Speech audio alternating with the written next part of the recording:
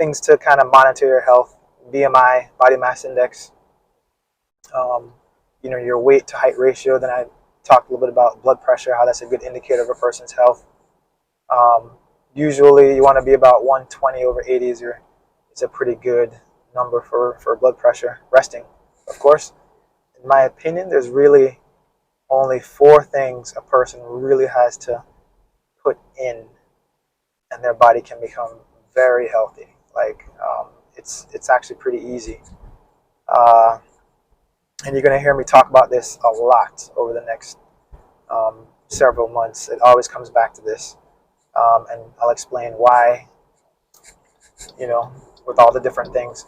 But so the four things a body needs, like absolutely needs, to do well, to function well. Number one is good sleep. And I can talk about it till I'm blue in the face. It's just sleep is absolutely critical for a body to function well. Um, Man, I can tell you that would solve so many problems for a lot of people. Bodies usually need about 8 hours. Everyone's a little bit different. Some people can function with a little bit less, like 7 or so, and then some people need a little bit more, like 9 or so hours. But I find if their sleep is not sufficient, everything is off. And then when I do my history, one of the things I ask a patient is, what time do you go to bed? What time do you get up? How many times at night do you get up? And just get kind of a good vibe of how they're sleeping. And if they're sleeping well, that's great. Most people that have ailments, there's always something off with the sleep. And there's a lot of things a person can do to kind of improve their sleep. But we're not going to talk about that yet. But definitely sleep is by far, in my opinion, one of the most important things that a body needs to function well. So if your sleep is off, you're probably not feeling very well. You're probably not doing very well body-wise. So sleep, absolute priority number one. Put the phone down. Stop looking at the TikTok reels, the Facebook reels, the Instagram reels. Just set a time. You know what time you got to get up in the morning. Back it up 8 hours, and then turn everything off. Turn off the phone. Turn off the lights. Just go to bed. Just be done. All right. So the first thing is sleep. To me, the second most important thing. Well, the second thing I want to talk about is exercise. And why do I want to talk about exercise? Bodies are meant to move, man. Bodies absolutely need movement, and I didn't understand why. Because when you're a kid, you're always out. Well, when I was a kid, you're always outside playing, doing sports. Just outside, not even doing sports, just outside playing. So when you're a kid, I remember growing up in the 1980s in Miami and South Florida. We would just go outside. We were kids, and everyone just went outside and played. That was just what you did. You came home from school and you went outside and you played. And then as you got older, as I got older, I started doing more organized sports. So we do sports. We, play football, soccer, whatever. And that was just the thing. You always kept the body moving. And then the trend is, as we age, as life starts to pile on more responsibilities, and now you have to work, movement of the body kind of falls out. We don't do it anymore. People, as you hit, your late 20s, 30s, 40s, your activity level becomes less and less and less. And then this is the biggest bull I've heard in a long time. People say, oh, my metabolism has changed. It's just harder for me to lose weight. Blah, blah, blah. It's not true. The reality is, as we age, our activity level drops exponentially. I mean, we just don't. Now we're counting steps and walking. Saying, oh, I walked today. I exercised. Like, come on, guys. That's not really exercise.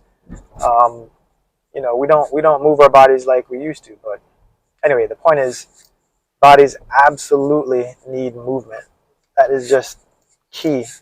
Um, Number two definitely is exercise, moving the body. If a body's not moving, it doesn't do well. It's just that simple. It has to move. And I'm not just talking about walking. I'm talking about moving your body and being productive and moving around some stuff, just being outside, gardening, something that makes the muscles have to work hard, something that makes the heart have to work hard. So you want to get into, doing those kind of things. I personally like to exercise in the morning. That's one of the first things I do. I get up and then I walk. I walk my dog, walk Dixie, at about 5:30 in the morning, depending what time I get up. And then after I walk her, I just throw on some clothes and then ride a bike to the gym, and then do my exercise, my morning weightlifting and running and treadmill and all that stuff to get that stuff done, get it out the way. For me, it's way more efficient to do it in the morning and just get it done. I find that if I don't exercise in the morning, it's very hard for me to do it in the afternoon. For a lot of reasons, life is happening, and with work, clinic, kids, a whole bunch of other cycles that got to get done. It's just unreal for me to stop my day in the middle of the afternoon or in the early evening and then just go exercise for like an hour or so. It's just unreal. So I find for myself, before the rest of the planet starts to move, if I just get up and do my thing at 5:30, 6 in the morning for like an hour or so, I can get it done, and then I can check off that box for the day, the exercise box. And then what I also have noticed is that the patients that I see who don't do very well, or who are unhealthy, they do not exercise. They flat out are not doing anything with their bodies. That's a pretty consistent um, thing that I see is patients that don't exercise. Usually they're pretty unhealthy. Even if they're a little overweight, if they're moving their bodies, they seem to do well. They seem to do really well. Just the fact that they're actually moving their body, they can, at any age, they can simple stuff. Get up and get out of a chair. I mean, you think it sounds silly, but there's people in their 70s, 80s, 60s that have a very difficult time getting up out of a chair. And I'm just like, wow, it's insane to me. But it does happen, and it's actually pretty common as people age. They just, they don't really take care of themselves, and simple tasks like getting out of a chair is difficult, and it limits them. And so they, it's wild to see. Happens more than people realize. So exercise to me is number 2. That's the second thing a body needs in order to function well. The third thing is water intake. Like, a lot of people don't drink enough water throughout the day. It sounds simple, and it really is. And it's just consuming or taking in water is a huge part in helping a body function well. There's so many ailments people come into the office for that literally it's just because they're dehydrated. Like, their body doesn't get sufficient water, and then they're like, oh, I have muscle cramps, or I get headaches, or I get whatever. Actually, it's interesting. In the summer when it's hot and people are losing more water throughout the day, that's the time of year when I get more people complaining about migraines and headaches. I get more people coming to the office because of headaches in the summer than any other time of the year. Why? Because it's hot. What happens when it's hot? Your body needs more water. What's happening? These people aren't drinking enough water. So what happens? They get headaches, and then they think it's a big issue, and they take all these other products to help with their headaches. And the reality is, just drink an extra bottle of water a day, man. That's all you need, and the headaches would probably go away. Simple. Also, fatigue, same thing. I get a lot of people complaining about fatigue. Why? 9 times out of 10, the body's just a little bit dry. If the sleep isn't in, the muscle strength isn't there because they just don't exercise, and then if the hydration isn't there, they feel tired. So just not drinking enough water is another issue. So number 3 is taking in enough water to help keep the body hydrated. Bodies definitely need that. Super essential. And then the last thing which bodies need to function well is good nutrition, man, good food. And when I say food, I mean real food. I have a lot of people that confuse nutrition with supplements. Okay, supplements, I'm definitely not the supplement guy. In fact, I'm one of the few guys that I'm actually anti-supplement. I prefer eating food than taking pills. I know some people will have a completely different viewpoint, and that's totally fine. This is my viewpoint. I get my nutrients from food. I literally eat food that is, I tell people to shop from the perimeter of the store. So when you go into, whatever grocery store you like to shop at, most of the time, the actual food, like fresh food, is usually along the perimeter of the store. So nothing up and down the middle of the aisles, but along the outside. Why? Because usually along the outside of the store is where you have your refrigerated items, your meats, your fish, your chicken, your vegetables, your fruits.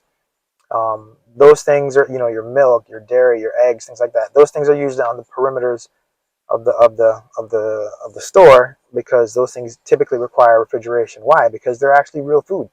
They need to be preserved. If they're left out in the open, they go bad. I challenge you: put a piece of fish on the table, unrefrigerated, and let it sit for a day, and then see what happens if you try and eat it. You're gonna get really sick. Why? Because bacteria is gonna jump all over that. Why? Because it actually has value. It actually has energy. It actually has nutrients that are good for living things. Um, put a McDonald's French fry on the table. You could eat that thing, and like, not to bash McDonald's, but you can. I'm sure you have French fries sitting in cars. The moms and dads know this if they have toddlers. There's French fries sitting in the car that's been there for like a year. You can eat that. You'll be fine. Nothing's gonna happen to you. It's there. It's preserved. It's full of stuff that'll keep it where it won't. Bacteria won't even get on it. They're like, nah, this is good. We don't want this. Why? Because it's not real food. Real food goes bad. That's just what happens. If you have real food and you leave it out for a day or two, you cannot eat that. Why? Because it is now covered with bacteria. They like it because it actually has nutritional value. All the stuff up and down the aisles, not so much. That stuff has a shelf life of months to years. Why? Because no one can really, consume it. It's a lot of filler and preservatives and things that bodies can have, but it's not the most nutritious thing for a body. So yeah, the four things once again. Number one is sleep. You definitely want to work on getting sufficient sleep for your body. The second thing is exercise. Bodies are meant to move. If you're not moving your body, you're not doing yourself any favors. Bodies are meant to move. Move your body, please. And then the third thing is water. Definitely take in sufficient water. If you're not, you're going to have a lot of little issues pop up, and you're not going to understand why. I'm telling you why. Get the water in. Typical body needs about 2.5 to 3 liters a day, just to function well. So, also another trick: if you're exercising, guess what? You crave water. So definitely exercise first. That's another thing I like to do: exercise in the morning, and then you crave the water throughout the day. And then the last thing, number 4, is nutrition. Definitely you want to eat really healthy food. Nutrition is anything you consume and put inside your body for energy, anything. So whether it's coffee, candy, chocolate, avocado, eggs, whatever. Whatever you're putting inside your body and you're chewing and swallowing, you're drinking, that is considered nutrition. So anything you put in the body that gives you some form of energy, that is nutrition. So that's what we got for the morning, and talk to you guys next time.